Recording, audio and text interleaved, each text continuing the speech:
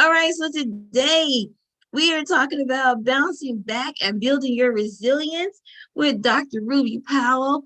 I'm super excited to have Dr. Ruby here with us today. She is a friend of mine, and she's a friend of mine and a sister of mine.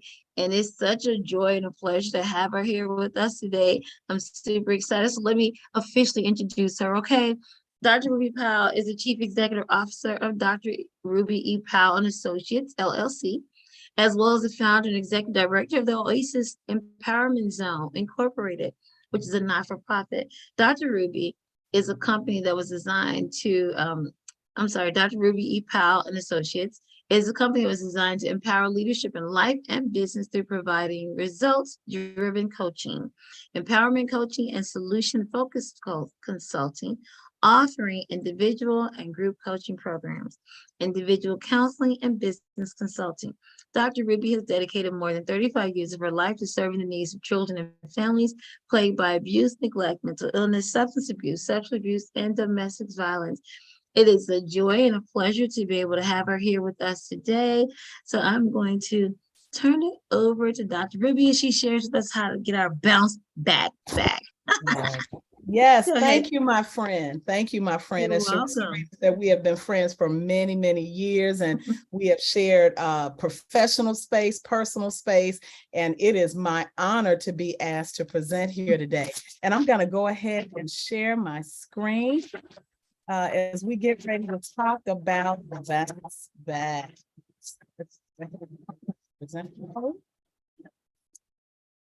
All right. Right, so we're talking about bouncing back, and actually this should say rebuilding your resilience, because many of us, well, all of us are born with resilience factors. We're all born with that innate ability to bounce back from things that are adverse situations for us. This really should be called bouncing back, rebuilding your resilience. There are so many things that have plagued us in the last, well, we can talk about the last 2 years for sure with COVID and all of those things, but there are many other things that we have had to bounce back from. One of the things that's even most current is this inflation. And if you've noticed, if you've gone into the grocery store, the gas station, or any other store recently, you have seen how inflated the prices are in the stores. And so it takes a little bit of resilience to even deal with that. And so if you can see from this first slide, what do you see here? You see a tree growing in the middle of a desert. And not only is it growing in the middle of the desert, it's thriving in the middle of the desert. And so, of course, we know that deserts are places where there's no water, there's no nourishment, there's no sustenance. However, this particular tree is able to grow right in the middle of the desert. That's what resilience is. Being able to push through like a weed in a crack, like a tree in the desert, like foliage on the outside of a mountain that doesn't get any rain. That's what resilience is. So what are we talking about? Let's talk about resilience. We're going to talk about things that impact resilience that are out of our control. And then we're going to talk about things that impact resilience that's within our control. And from that, we're going to go through a resilience checklist. And then we're going to talk about 5 resilience factors. And finally, 10 tips to boosting your resilience. I'm also going to give you some of my trade secrets of some things that I do and some things that I use to help me build my resilience. I am all about self-care. I have, earlier in the year, I started recording lives every other week, and I started publishing a weekly newsletter. And I promise you, for the first 6 months of the year, if not more, all of my newsletters were about different aspects of self-care. So I am all about self-care. Self-care is a great portion of resilience. And we're going to talk about that a little bit more. So let's begin by talking about things that impact our resilience that are out of control. But before we do that, let's make these acknowledgments. Just like you acknowledge that you're going to keep this a safe place, I want you to recognize when you're not okay. The second thing that I want you to know, that it's okay to not be okay, because there are times in everybody's life when we're not okay. But this is the most important thing that I want you to acknowledge, that you are to be determined to do something about not being okay. So let's review that real quickly again. Recognize when you're not okay. There's mornings when you wake up and you're just not feeling like you want to jump out and the sun's not shining or whatever, and it impacts the way you get moving that day. So say, you know what? Today is not really an okay day. And be okay with it not being an okay day, but be determined to do something about the fact that it's not an okay day. So what is resilience? Being able to adapt to challenges and setbacks. So one of the things that we had to do starting in March of 2020, which is when this whole webinar was birthed, we had to learn how to do what the world called pivot. A virus came along some months before that we were unaware of, but in March of 2020, the whole world stopped. Not just the city you're in, not just the state you're in, not just the United States. The entire earth stopped. That was a challenge. And as a result of that, we saw all kinds of things happening. We saw people fighting over toilet paper in the store. We found people hoarding cases of water. We found all types of things happening that presented challenges to us. The one thing that it did in the business world is that it caused setbacks because we all had to figure out how to do our jobs when we couldn't go into our offices. We had to figure out how to do our jobs. Thus, many of us learned the art of what I call the Hollywood squares, the art of Zoom, the art of WebEx, the art of Cisco, and all of these other online virtual platforms. But it still created a setback for those industries where it's important to be in contact with people, restaurants, grocery stores, hospital facilities, all of those businesses that are impacted by being able to reach out and touch folks. So we had to find a way to shift back towards balance and mental wellness. Should I not mention also how our schools were impacted?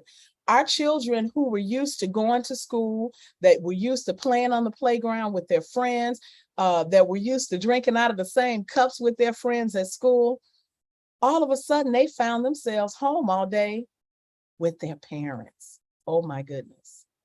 Can you just imagine? And so we found out as we went further into the pandemic that it did have an impact on our mental wellness. And so there were higher incidences of depression, anxiety, and all of those things associated with our well-being. We also had to notice when stress appeared and take proactive steps or measures to manage it. Well, because we had never had this situation before, not only did we have to notice stress, we had to recognize when anxiety was creeping up on us.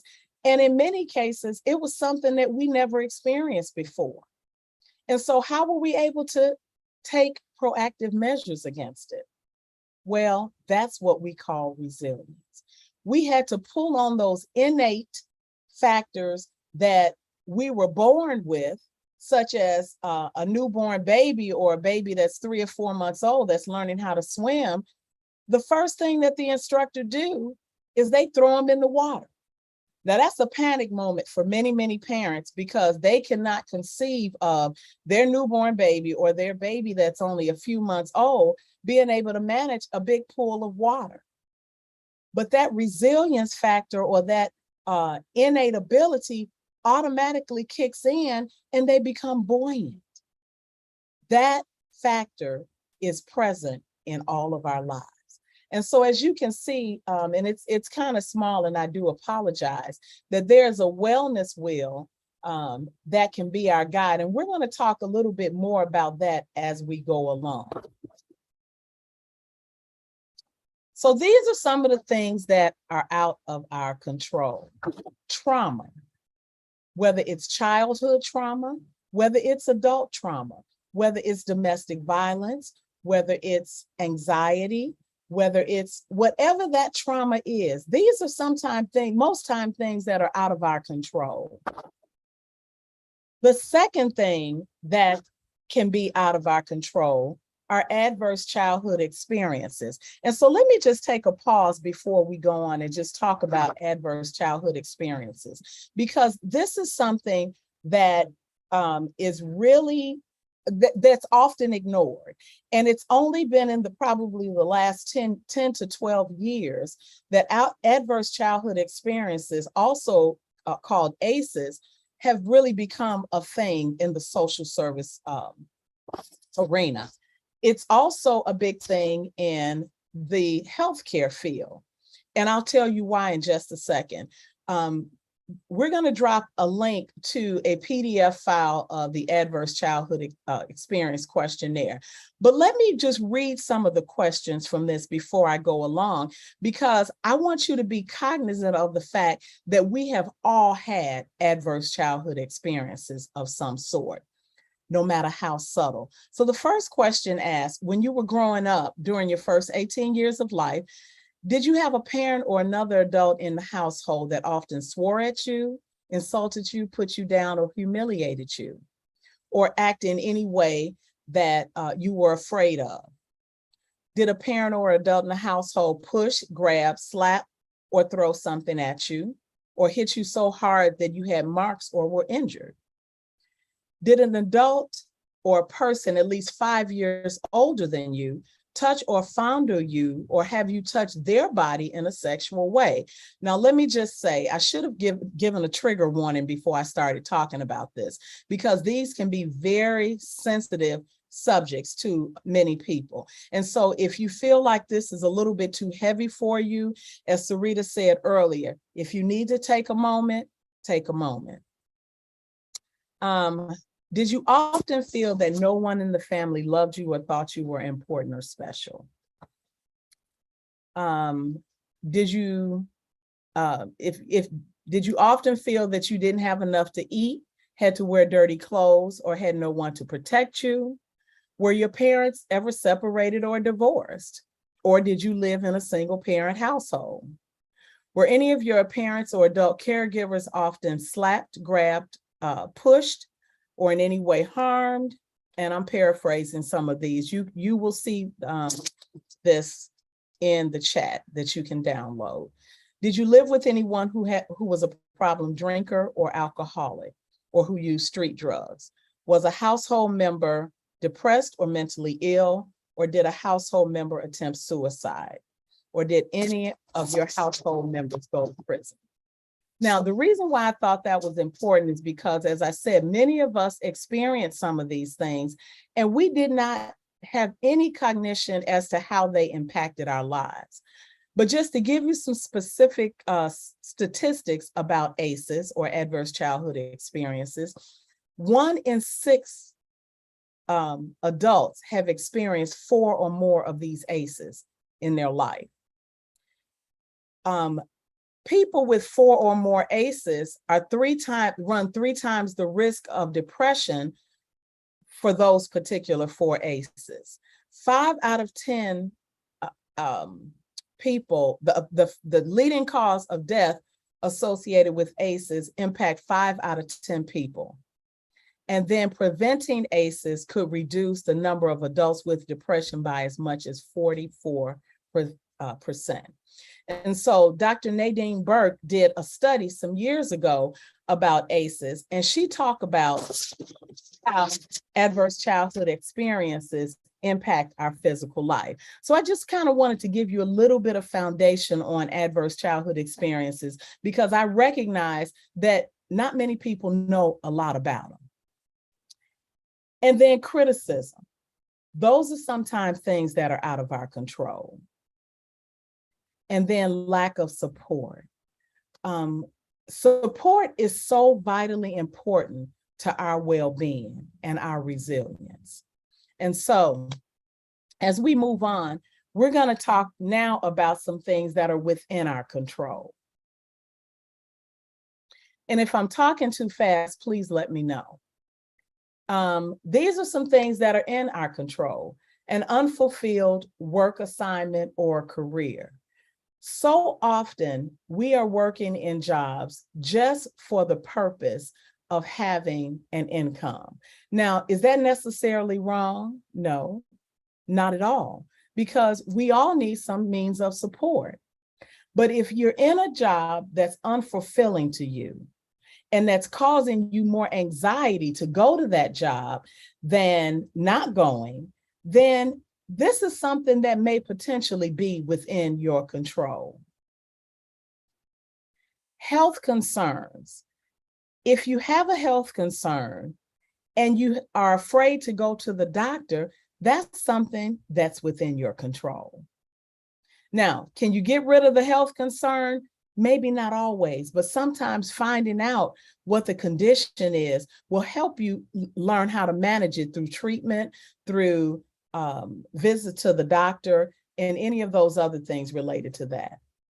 Relationship breaches. This is a huge one. Sometimes we are involved in relationships that are just not healthy for us. They could be toxic romantic relationships, toxic friendship relationship, toxic work relationships. Again, those are things that are within our control, because those are things that we can reverse. Those are things that we can move ourselves away from. And then living with regrets. Now, if you have any of these other things, and I do have a couple more, but if you have any of these things that are above and you're living with regrets because of them, no worries. There's help for you. There's plenty of help for you. I'm here to help you. There are others that are here to help you.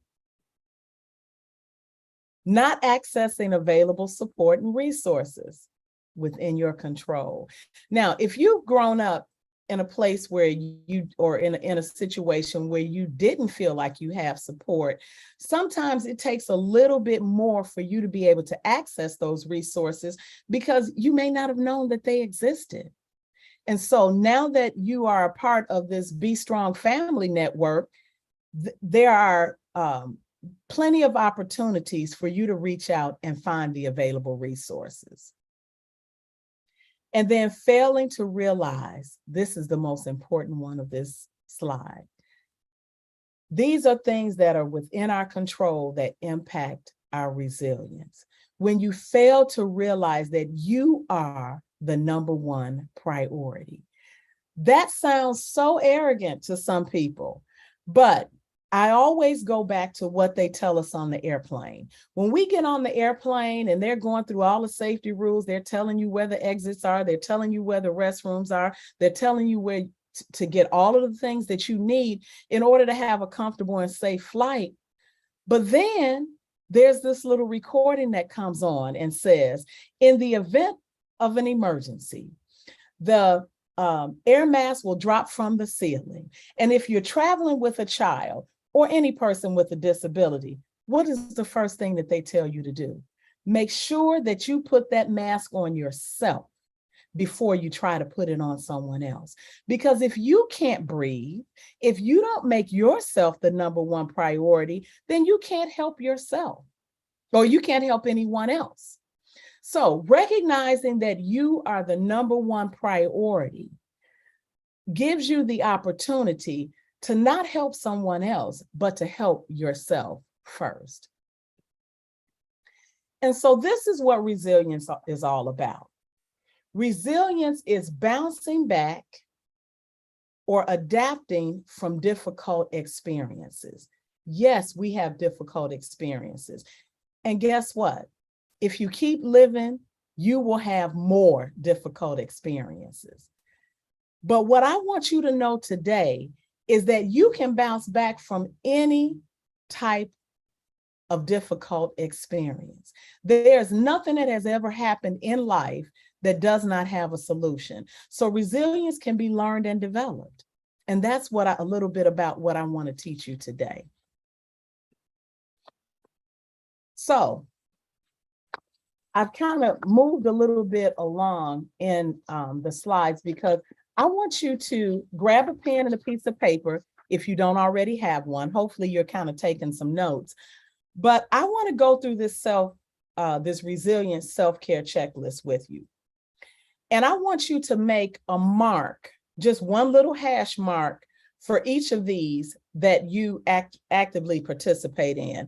Now, we're going to put the link to this PDF in the chat as well, because this is something that you should do on at least a quarterly or semi-annual basis. Now, why is that important? Because you want to make sure that as you travel along and make these changes, that you are increasing and improving in your self-care. So, do you exercise at least 3 times a week? If you do, move your body in any way, in any form of exercise. It doesn't have to be going to the gym and spending a whole lot of money on a gym membership, which in and of itself, let me just tell you, can be very stressful. Because you beat yourself up when you're paying that gym membership and you don't come or you don't go. Do you exercise at least 3 times a week? Do you ask for help?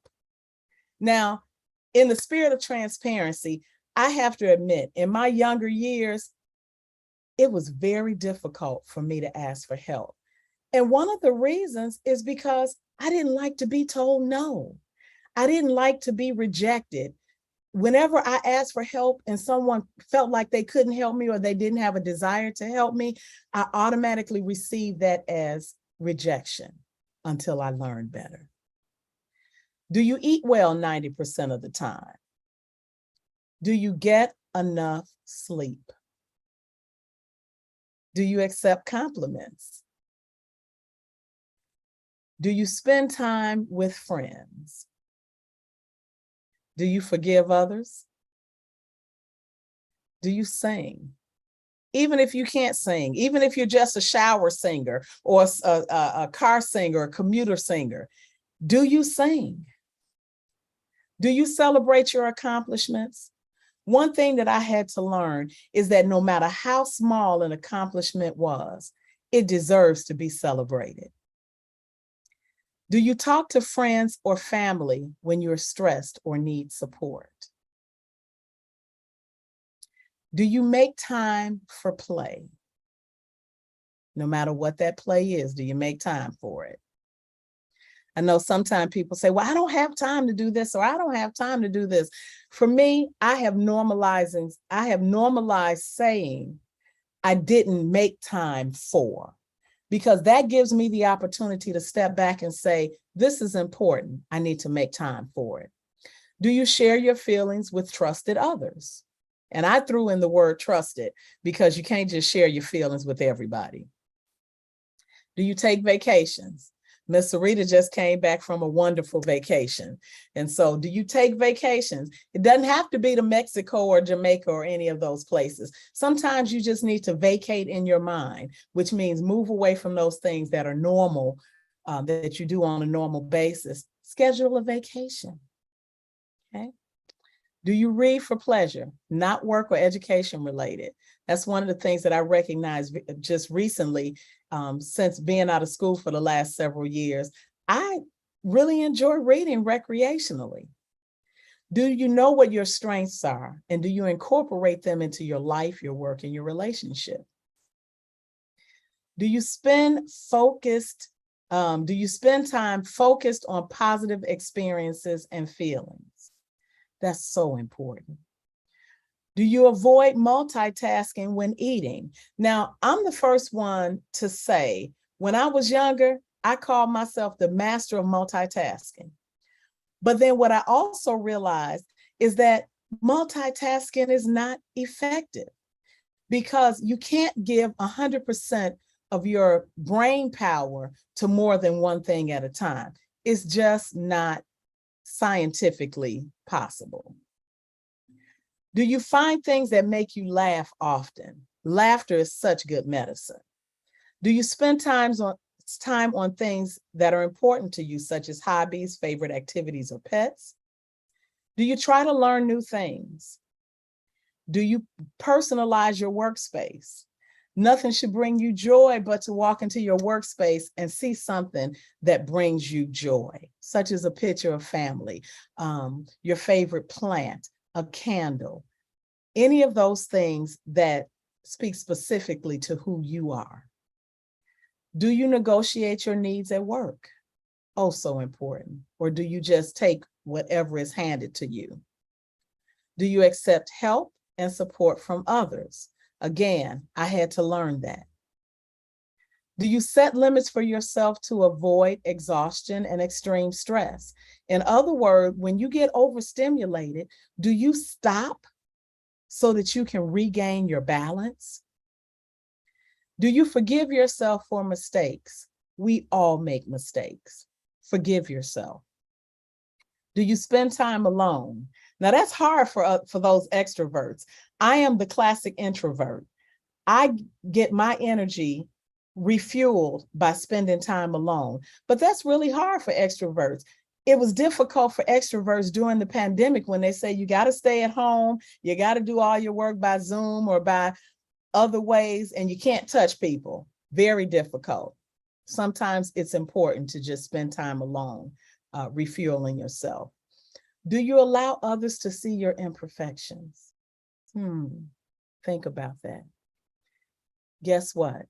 If you spend a lot of time trying to hide your imperfection, that's when they become most glaring. Recognize that we all have imperfections. Do you thank others? Do you say no when you need to? No is a complete sentence, and it does not require an explanation.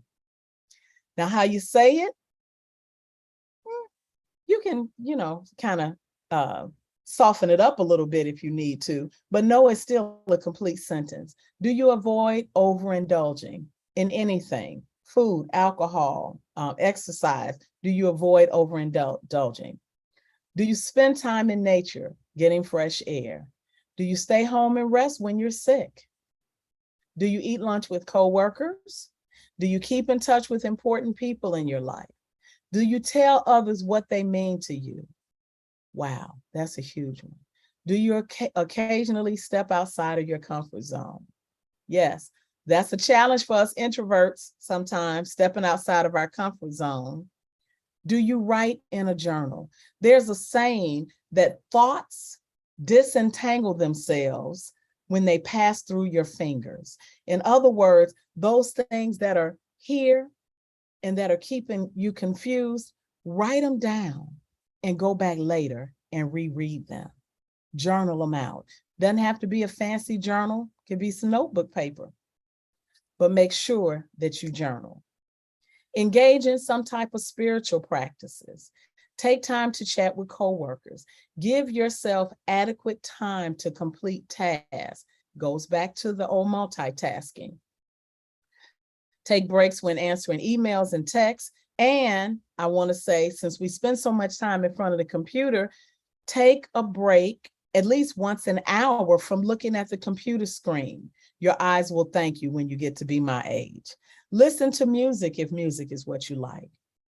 Make time for reflection or meditation. Actively seek feedback. Feedback is important. It is not an indication of rejection. It's a measure to help you to increase your productivity. Participate in causes that are important to you, and let yourself do absolutely nothing. So this is a resiliency and self-care checklist. And I thought it was important just to go through them so that you can look at those things that you do well and those things that you may want to revisit. Okay. And again, that resiliency checklist is in your chat. And it will also be in a Google Drive so that you can download it later. Right.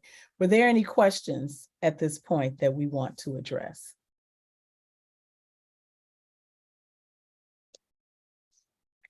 All right, let's keep going. Hi, Dr. Powell. Just to interrupt slightly, we have somebody who has asked if you could repeat the quote about thoughts disentangling themselves. Yes, the quote is, thoughts disentangle themselves when they pass through your fingers.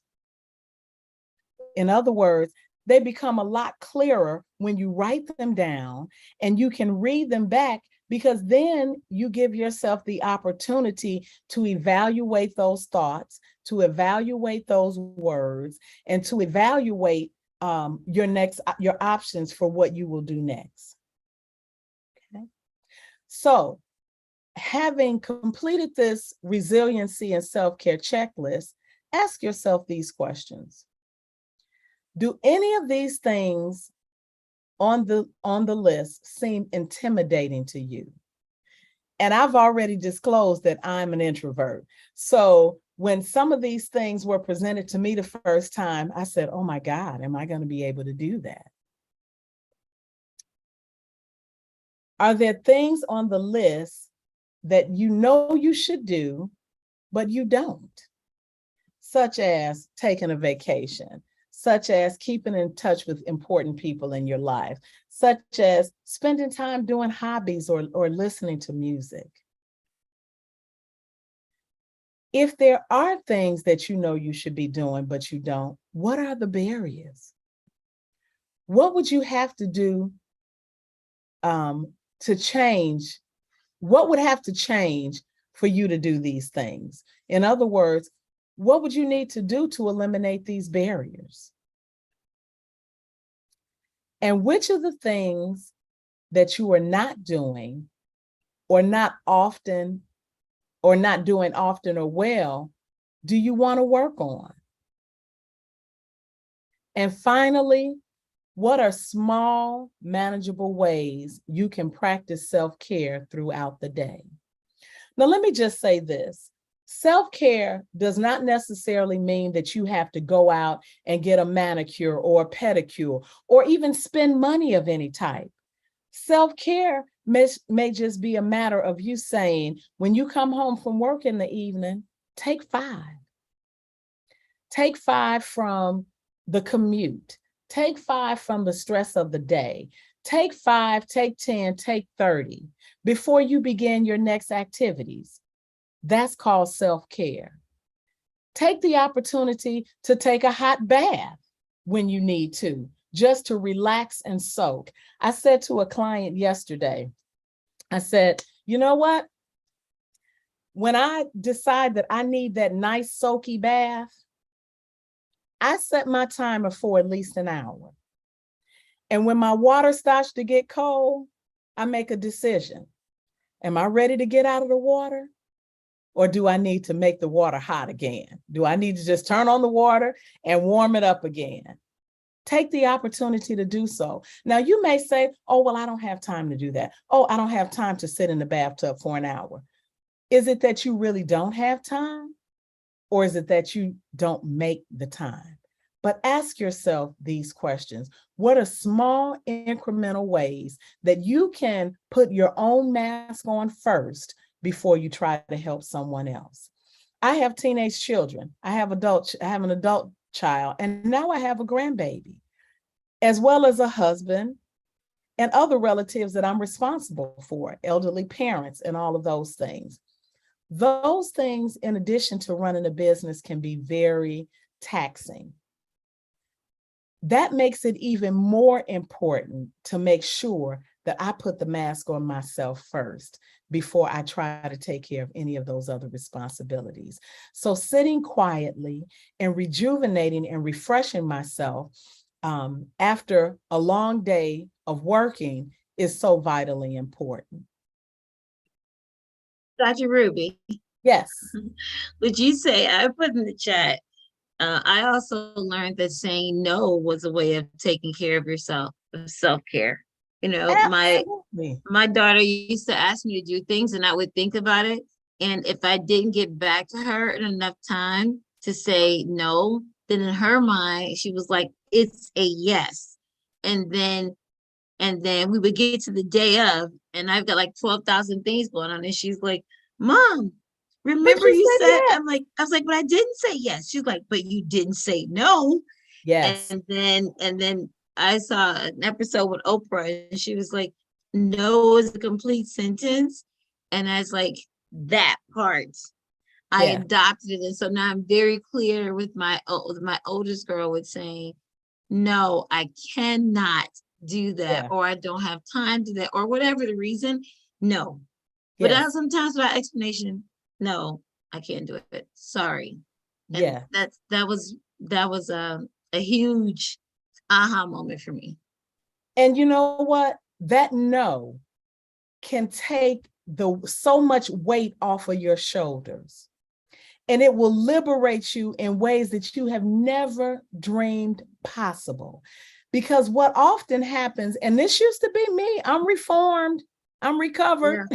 Yeah. But I would try to say no to something, and then I would spend the next 30 minutes explaining why I couldn't do something. When in many cases, I could have done what I was being asked to do during that 30 minutes that I was trying to explain why I couldn't do it. Isn't that ridiculous? It No is a is. complete sentence. It is. When she used to do that to me too, when you talk about the weight being lifted, is I would feel then obligated to do it because I didn't say no. And then Yeah. I'd be pissed because now this was not something I had planned on doing during the day. And now I'm trying to fit it in, blah, blah, blah. Then I'm frustrated. And I'm just like, I'm angry. And then when I learned how to say no, I was Yeah. like, nope, can't do it. And then I would leave smiling, like, and I wouldn't spend 30 minutes talking about it. I was like, no, I can't do it. And then I spend the rest of the day smiling, like, oh, I'm so glad I did that because now I'm not pissed anymore. I'm not mad at her, mad at myself, Absolutely. frustrated. My day is good, still good. Yes. You know what? If you're a yes person, try to say no that first time. It will change your life. It will absolutely change your life. Sarita can attest to that. She just told you Yes. all. It will definitely change your life, and it will take a lot of weight off of you because now you don't have to try to figure out how to do something. I would even spend time trying to find somebody else to do what I was asked to do. How ridiculous Oh, did dear that God. sound? Oh, my God. Yes, it Yeah. was ridiculous. Yes, indeed. So thank you, Sarita, for sharing that because it just supports putting that mask on yourself first before you try to help someone else. Absolutely. So let's talk about making self-care a priority. It's so important. I have a box. It's called, and I have a slide on that later on, but I'm going to talk about it right now because I'm not going to have time to go into actually what's in my box. I have a self-care toolbox. And in that self-care toolbox are everything that I need to take care of myself. In that box are bath bombs. In that box is a book. It may be a book. It may be chewing gum. I'm a coffee girl. I love to drink coffee. I drink coffee every day. But guess what? When I want to relax and go into kind of a Zen mode, I drink tea. So I keep a box of tea and some honey in my self-care box. Now, your self-care box can be whatever it is that you need to make sure that you take care of yourself. The other thing I keep in my self-care box are some fuzzy socks. Nothing feels better. Now, transparent moment. I'm not a girl that really likes socks. I don't wear socks in the wintertime in my boots or any of those things. But when I want to feel comfortable and when I want to feel well taken care of, I'll put on a good pair of fuzzy socks, dollar store, Dollar Tree socks.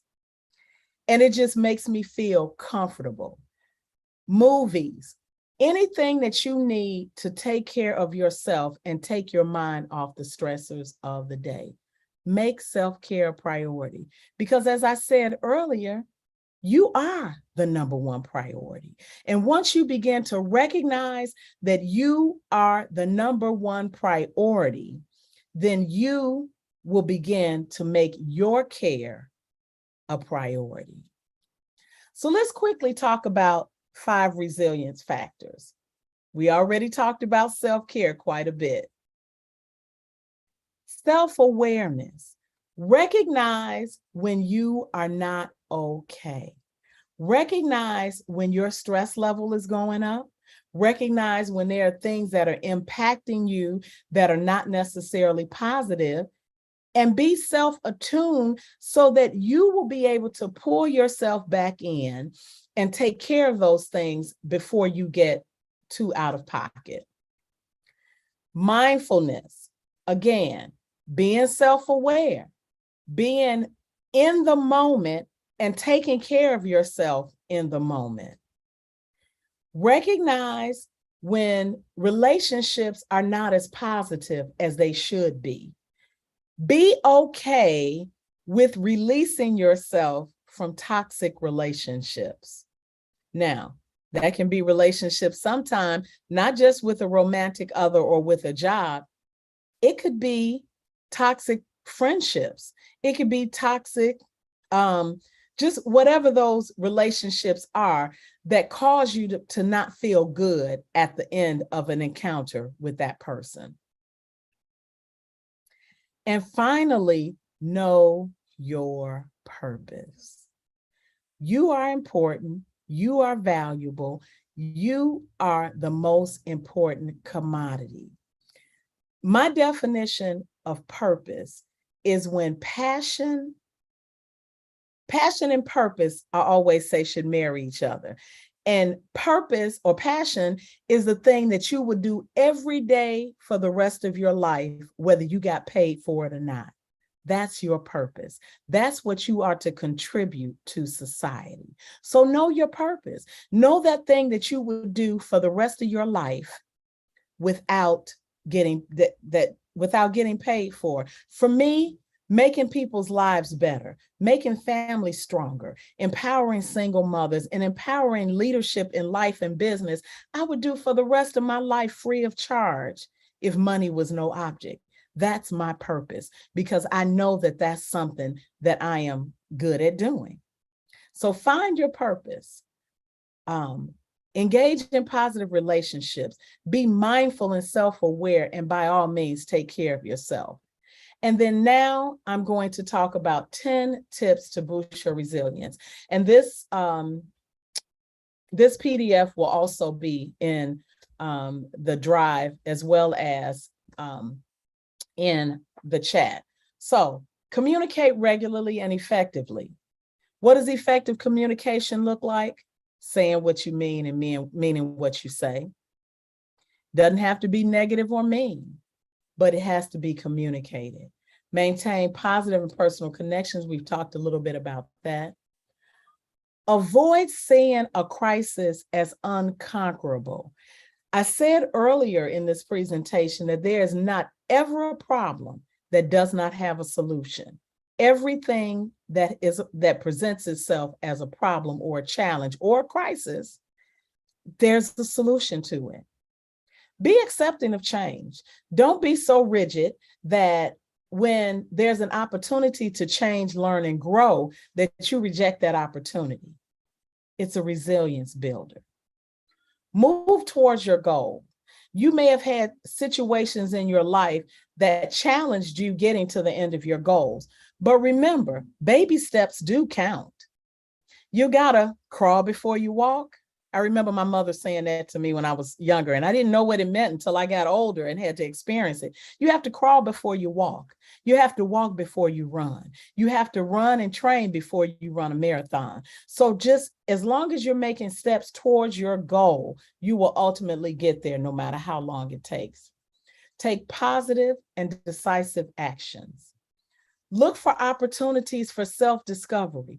Learn new things about yourself. Use this resilience and self-care checklist to say, hey, I didn't know this about myself. This is something that I need to do, or this is something that I need to do more of. Keep things in perspective. Let the main things be the main thing. Let the big picture be the big picture.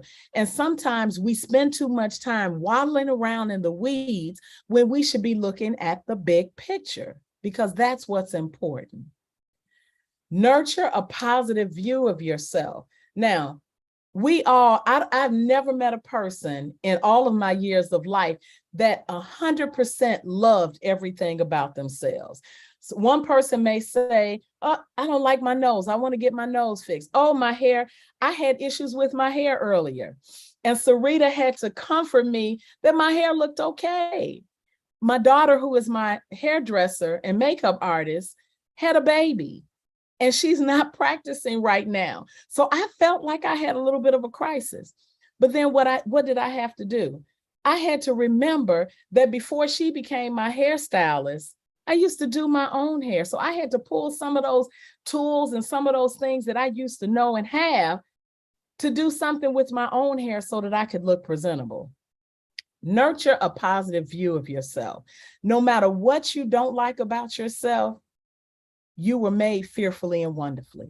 You were made the way you are intentionally. So love every part of you. And then look for a hopeful future. Things look much brighter when you take on a positive outlook in life. These are things that can help you to boost your resilience. Knowing that you can, knowing that you can practice the word, or you should practice the word, I can and I will. Someone coined me probably a year or so ago. They said, you're that I can coach, aren't you?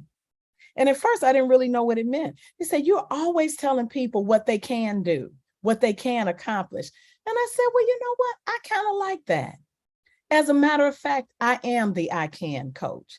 I can teach you how to be an I can person. So take a positive outlook at yourself.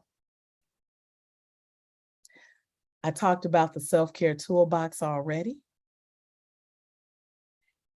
And if there are any lasting questions before I turn it back over to Ms. Sarita and the rest of the team, here's my contact information. It's also in your chat.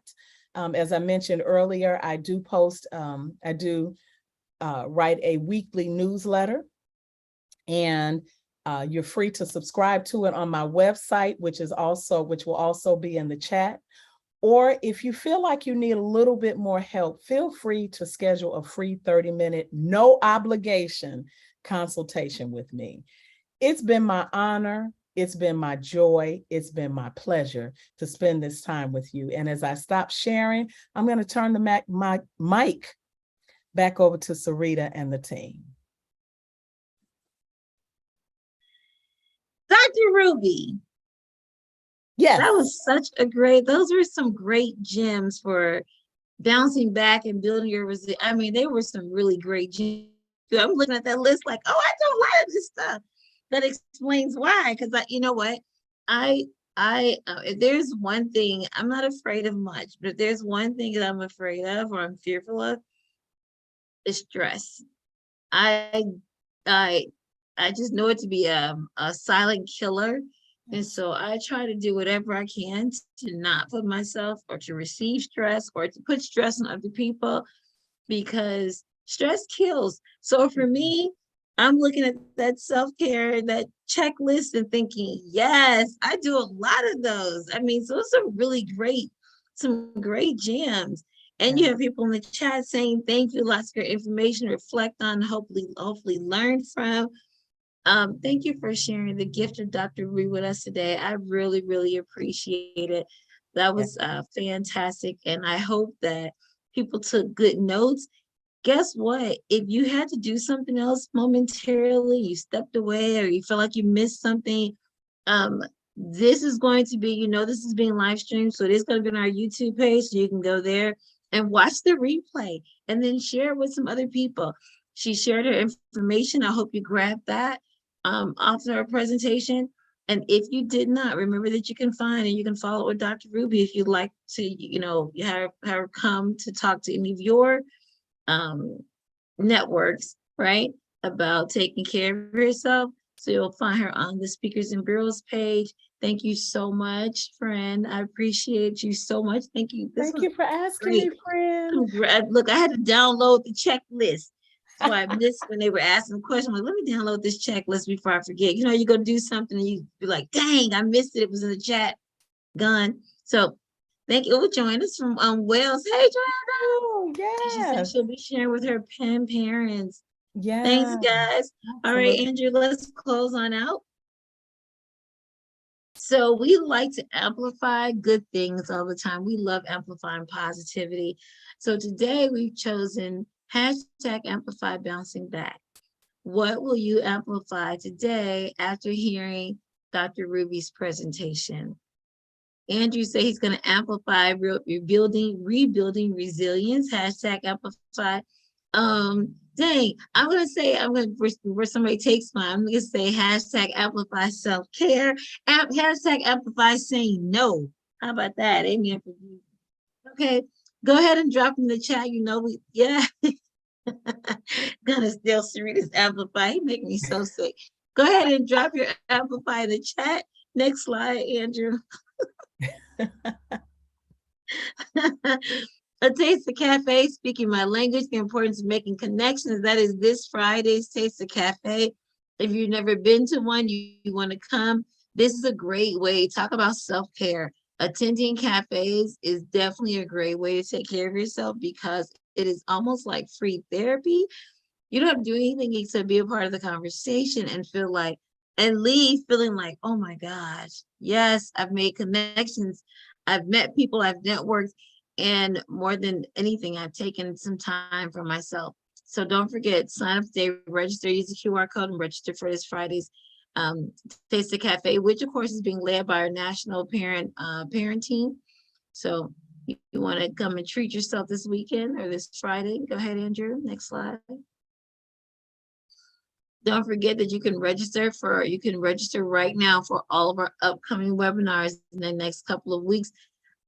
Next week, I think is that the second? We have Felicia Houston joining us, and she's going to talk about how to navigate us for the holidays. I think is that the second? Okay, I think that is. All right, she's going to talk to us about how to navigate stress during the holidays. So don't forget to register. And then if you need to fill up on all of your cafe supplies, go ahead and visit the Bishon Family Shop on the website. Get everything you need, your amplified journal, calendars, cafe products, questionable. If you're looking for great Christmas gifts, questionable is a great Christmas gift along with these amplified things. All right, next. And then don't forget to join our YouTube community. Go ahead and subscribe. If you're not following us, you're missing out. You can find this webinar and all of our past webinars on the YouTube channel. Fantastic. You can catch up on all the ones you've missed. You can share the link, share with your friends, families, and networks. There's great presenters on our YouTube channel. And so join the community. Go ahead, use the QR code, and you can subscribe and follow our channel today. Andrew, how many people are we at on our YouTube channel? Do you know? We should be like, we're still at 435. Guys, we were on 435 last week. We're trying to get to 500. We're trying to get to 1,000. Share it, okay? Thanks so much, Dr. Ruby. Thank you, Andrew, for being here. We're going to be missing Andrew soon. He's not going to be our regular tech person anymore. And Andrew, we love you. We're going to miss you in November. And Dr. Ruby, thank you for being here. Thank you guys all for joining us. And